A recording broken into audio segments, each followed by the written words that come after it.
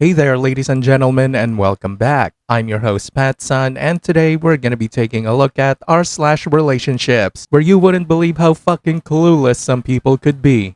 Let's begin. My girlfriend is sleeping over her unemployed, older, cheating ex-boyfriend's house. Posted by Reddit user Empty Negotiation. We've been dating for 4 months, but she had been with him for 4 years and they lived together through most of it. She acknowledges it was not a good relationship, and she realized that about halfway through when he had cheated on her, but she stayed for a while longer due to the death of an elderly family member. Although she said she broke up with him a few months before we met, the last time she had sex with him was 2 weeks before our first date. They also have an 8-year age gap. She started dating him when she was still in high school and moved in after graduation. She also has a teenage brother that adores him, so much that they had him over on Christmas. Additionally, though she had said she broke up with him a few months before we had met and moved back in with her mother, she had not gotten all of her belongings. Since I've known her, she's had to stay over his house for a few days to sort things out on 2 occasions, but I'm not sure to the extent of their conversations. She still has his number and has him on social media. It's about a half-hour away from where she lives now, but she doesn't drive, so I assume that is factored into the reason she's sleeping over. She had told me about it beforehand, but it was simply that she told me about her going and hadn't asked how I felt about it.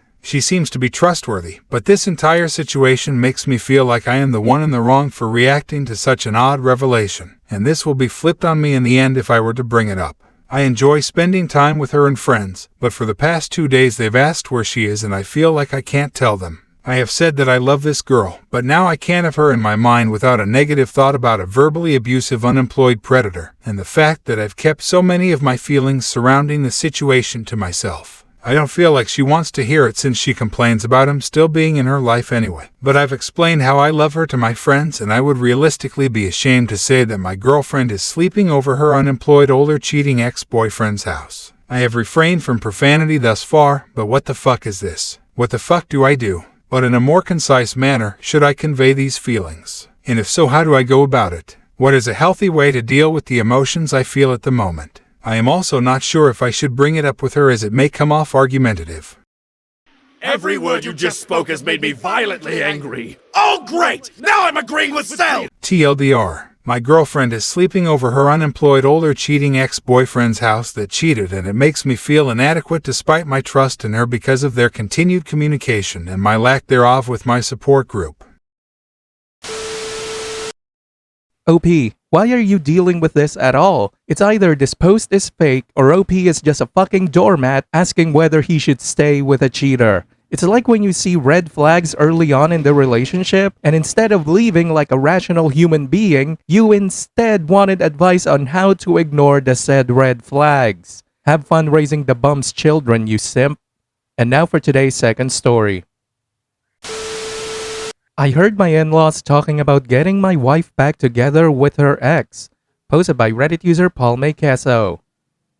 I'm sorry if I write something incorrectly. English is not my first language and I'm pretty horrible at it. I have been with Abby for 13 years now. Every day that goes by I love her more and more, and we're even expecting our first baby. For the holidays we always stay 2 to 3 months visiting my wife's family. But the problem is that this year all the family was really excited, saying that Alan is coming. In all the years in the family, I never heard of an Alan, and my wife didn't even care about it, so I thought it was just some cousin. But the famous Alan was my wife's ex and first love. The man lives in Europe, but Abby's family still have contact with him and even invited the man to the house now he's in the country. I tried to get along with Alan, but the man just ignores me and takes every chance to get closer with my wife, making jokes or talking about the past. I didn't take it personal because I don't want to look jealous, but lately he has been coming every day to visit the family, and Abby's family started comparing his accomplishments to mine. They're all big fans of Alan, and I honestly feel jealous of that because they're treating him better than me. 2 days ago, I heard my mother-in-law and brother-in-law talking about how nice it would have been for Abby to stay with Alan because he's in Smart Man. What hurt me the most was hearing my brother-in-law say that he can try to get Alan and Abby back together, and my mother-in-law just laughed, saying that it would be good to go on a trip to Europe every year and not to the countryside with the peasant, talking about me because I live in a farm with my wife, just because she always dreamed to live in that kind of quiet environment.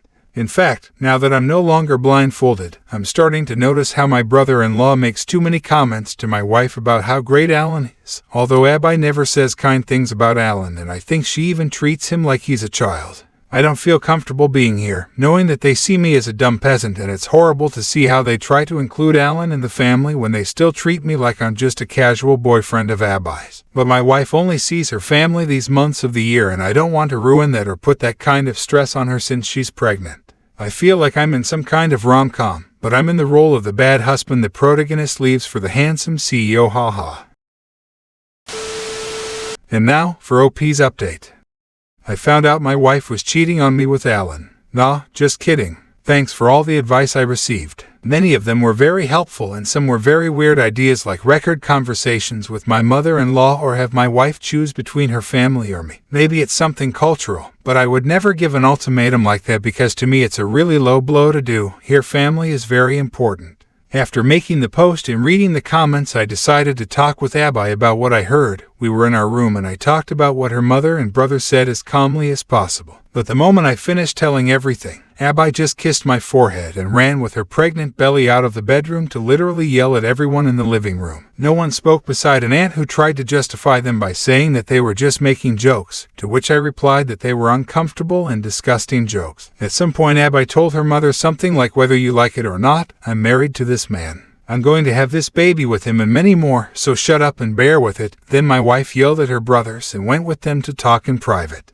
My brother-in-laws talked with me and admitted that they were only doing that because they believed I was forcing Abby to marry and live in a farm far away from the family, when it was actually Abby's idea to get married in private and live in the farm. So all these years it has just been a misunderstanding. The three brothers apologized to me and were really embarrassed about their behavior, saying they only invited Alan to mess with me. After that, most of the family members apologized to us. Abby told everyone that she doesn't want to see Alan in the house anymore while we're here. She's not going to forbid them to talk with him, but doesn't want to see him near her because it's uncomfortable. Mother-in-law tried to complain, but Abby just said, "Shut up, Mom," and left the living room with me. In the bedroom, Abby confessed to me that she also felt uncomfortable, but since Alan is a friend of the family, she preferred not to say anything other than throw passive-aggressive comments at him. For example, after New Year's we were all eating and Alan stroked her belly without asking, to which my wife said, "Do it again and I'll bite you." So he never did that again. Abby even said that in an opportunity she actually talked with Alan and told him that she dislikes being touched by other people. But Alan said she was overacting and left her talking alone. I feel really stupid for not noticing how uncomfortable my wife also was feeling, because after that is when she stayed most of the times in the bedroom when Alan was in the house with the excuse she was tired because of the pregnancy. Just out of curiosity, I asked her why she broke up with Alan if he's such a cool man, because I'll admit it, he's really charismatic, and Abby told me that he always treated her like if he knew everything and explained things that she already knew every time they talked. Abby never felt the need of talking about that relationship because it wasn't relevant, and she sees me as her first love and not Alan.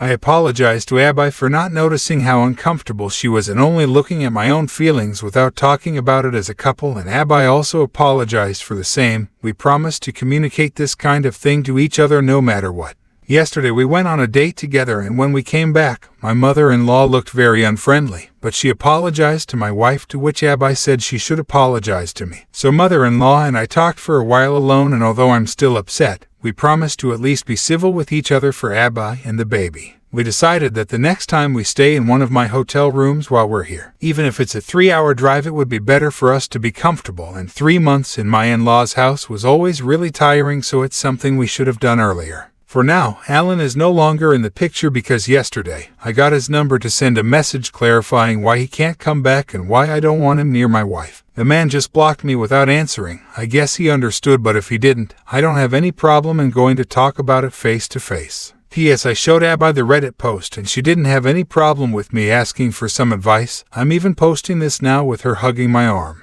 I love this woman a lot. P.S. 2. Alan came back to the country because he divorced his wife and is flirting with any woman the way, so it seems he thought it was a great idea to try and flirt with my pregnant wife.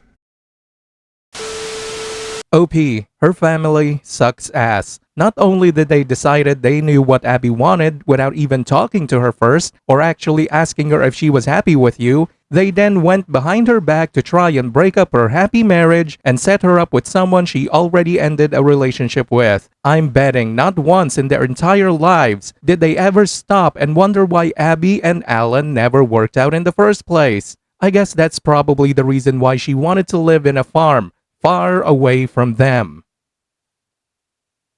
Viewer support is the best way for me to remain independent and continue bringing you these daily videos, which will always be here on my channels for you to watch absolutely free. So please consider subscribing to me on Rumble and on YouTube. Both will be linked in the description box down below.